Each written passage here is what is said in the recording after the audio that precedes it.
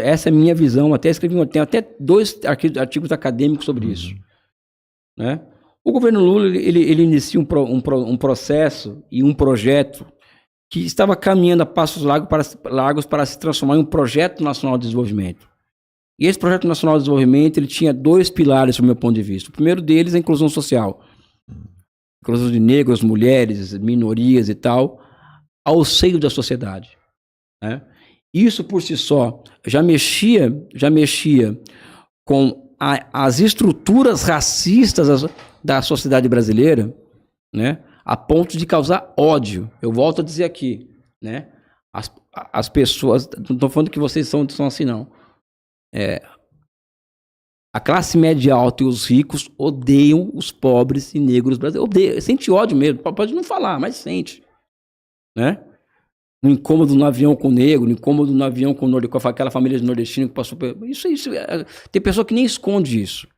Então, esse era um pilar dos governos Lula, né? O pleno emprego também, inclusive, é um desses pilares.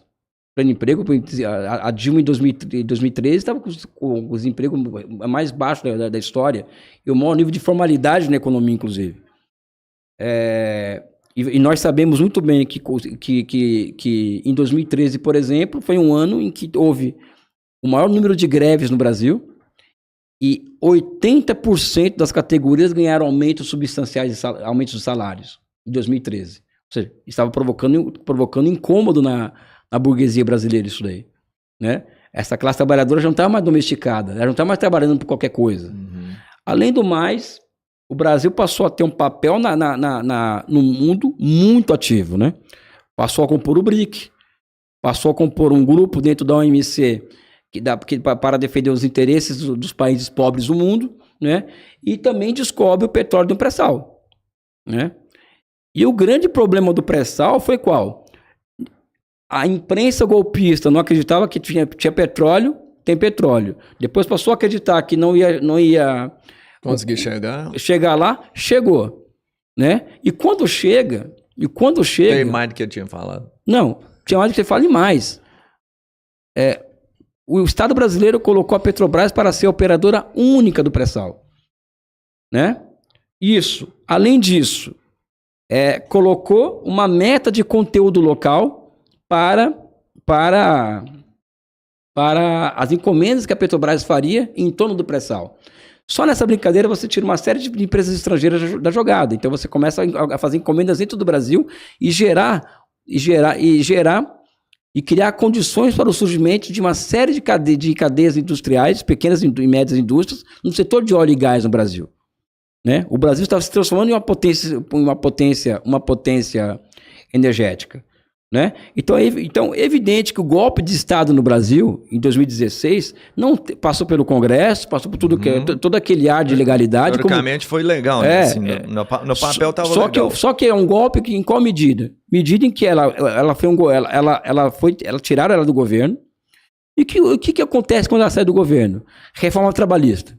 Qual que é a intenção da reforma trabalhista? Domesticar a classe trabalhadora. Você impõe um teto de gasto. Por que o teto de gasto? É importante você ter um teto de gasto. Né? Por quê? O pleno emprego de pessoas na economia, ela depende do quê? De investimento público. Então, quando o Estado investe, ela gera empregos em massa. Então, isso gera algo chamado pleno emprego. E o pleno emprego leva à desdomesticação da classe trabalhadora. Ela fica mais consciente. Como tem um exército de reserva menor, ela pode brigar, tem mais poder de barganha para os salários, não é isso? Né? Então, quando você coloca o teto de gasto, você impede o Estado de investir. Quando o Estado deixa de investir, você cria desemprego artificial na sociedade. Então, você cria uma parcela de pessoas, por exemplo, que vão trabalhar por R$30 por dia, alguma coisa assim, que é o que tem hoje, né? Depois você faz uma reforma da Previdência que você entrega um mercado de quase R$1 trilhão no setor privado. Porque o que nós ouvimos todos os dias? A Previdência Pública ela é deficitária. Mas ela só é deficitária porque no Brasil não tem crescimento econômico. Porque quando você gera formalidade na economia, as pessoas passam para fazer o quê? A pagar a Previdência. Então ela tem a tendência a deixar de ser deficitária. Né? Então faz uma reforma da Previdência. Né? E depois desmonta tudo o que envolvia a Petrobras, ou seja, o Serra, por exemplo, ele vira o ministro de Relações Exteriores, né? E ele é o autor da lei que retira, por exemplo, da Petrobras a rubrica de ser a operadora única, e as empresas estrangeiras de petróleo passam a ter acesso à Petrobras. Ou seja, não foi um golpe para acabar com a corrupção lá do PT, para acabar com a corrupção da Petrobras, né? E um golpe que foi operado, inclusive, com uma operação judicial, que é a Operação Lava Jato, que está provado por A mais B ter sido concebida no Departamento de Estado dos Estados Unidos, norte-americano. Né? Você vai falar para mim assim, como? O Sérgio Moro, por exemplo, ele nunca chegaria onde ele chegou em relação à Petrobras, que, aliás, eu sou contra a corrupção aqui, tá, pessoal? Eu acho que todo mundo tem que ser preso, envolvido em desvios na Petrobras. Mas não quebrar as empresas, não, né? Quebrar, exatamente isso. Ele nunca chegaria onde chegou, o Sérgio Moro, sem informações de onde? Do Departamento de Estado americano. Aquele filme Snowden, por exemplo, demonstra que a Dilma e a Petrobras estavam sendo monitoradas. Uhum. Né? Então, as provas que ele tem contra a Petrobras, ele pegou aonde? Nos Estados Unidos. Isso todo mundo sabe disso. Por isso que ele ia para os Estados Unidos sempre, ele ia pegou nos Estados Unidos, as viagens. Cooperação com os americanos e com a Suíça. Pô, ele era quase um espião americano no Brasil, então. Total. Ele é um agente estrangeiro. Ele, o Deltan Dallagnol, meus amigos... Deltan também? Esse é mais crianção, né? O Deltan é mais ideológico, ele é evangélico, ele tem aquela coisa do... Então, o Deltan me engana então, hein? Deltan, tanto o Deltan quanto o Sérgio Moro estariam presos nos Estados Unidos. Você concebe, por exemplo, vamos pegar aqui uma Big Tech americana, Google, por exemplo, né? Ou a Facebook. Você é um juiz de primeira instância, você. Então você vai se meter a investigar a Google, e quem vai te passar as informações contra a Google é a Rússia. O que vai acontecer com você nos Estados Unidos? Não, essa que é a questão. Perpétua.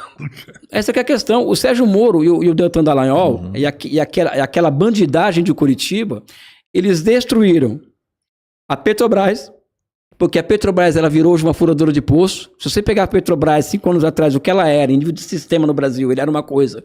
Hoje ela é somente uma furadora de poço. Tá? Petrobras, a nossa indústria de construção... Que era uma das maiores do mundo. Não, estava ganhando concorrência no mundo inteiro. E a quem interessava, por exemplo, saber de esquema de corrupção da Odebrecht no Peru, por exemplo. Eu não sei para os americanos, que queria aquele mercado para eles. Né? Eles ocuparam o mercado, então? Os americanos? Claro. As construtoras dele agora estão a chinês, americano, atuando no tudo, Peru. Claro. Sabe? Que loucura. E essa é a obra do Sérgio Moro no Brasil. Tanto é que eu sempre falo para as pessoas, né? Tem que haver uma comissão da verdade sobre neoliberalismo no Brasil, de 40 anos de neoliberalismo, e uma comissão da verdade sobre a Operação Lava Jato. Tem que vir uma CPI da Lava Jato. Sabe? Uma CPI para colocar na cadeia essas pessoas que fizeram isso. Sabe quantos empregos industriais foram perdidos com a Operação Lava Jato? 4 milhões de empregos industriais.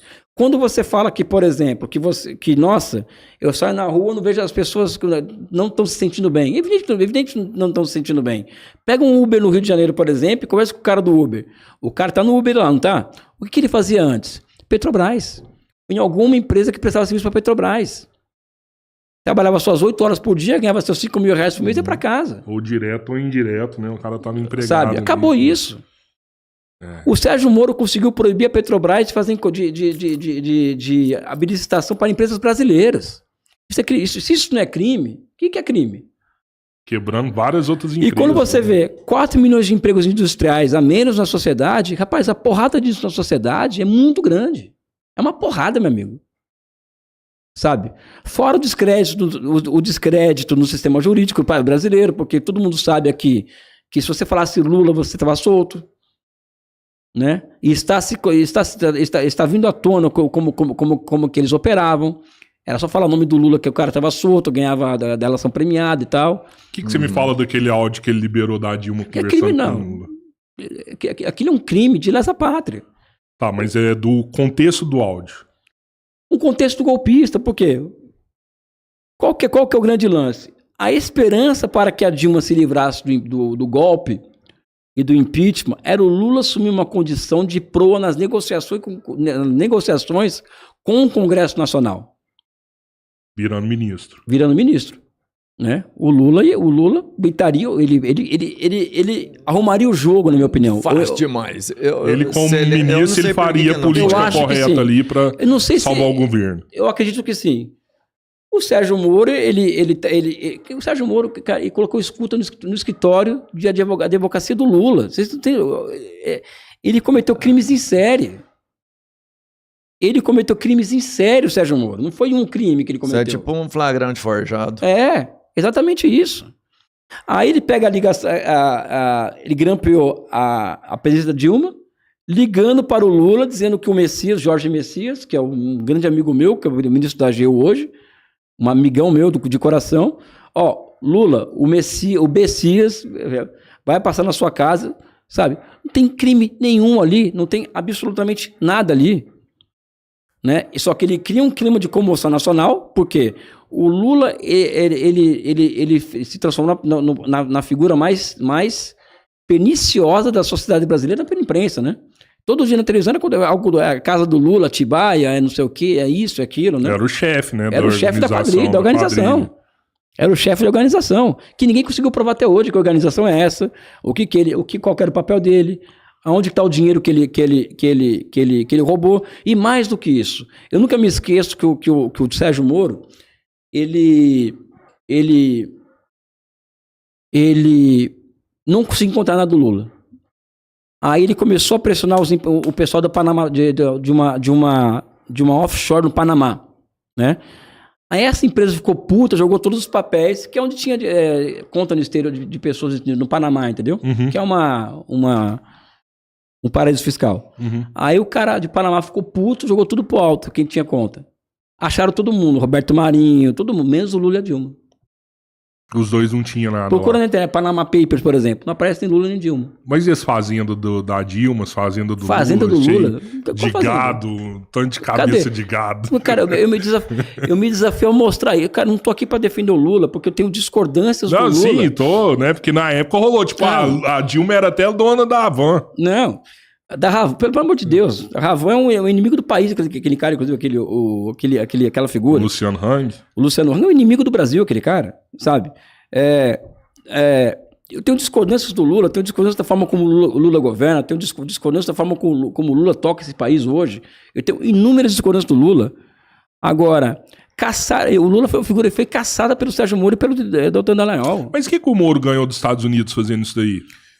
Ele trabalhava para os Estados Unidos, ninguém trabalha de graça. Cara, o que o Moro recebeu? O que ele foi fazer depois dos Estados Unidos, você lembra? Ele ia lá... Ele foi trabalhar na empresa de recuperação judicial. Sim, também.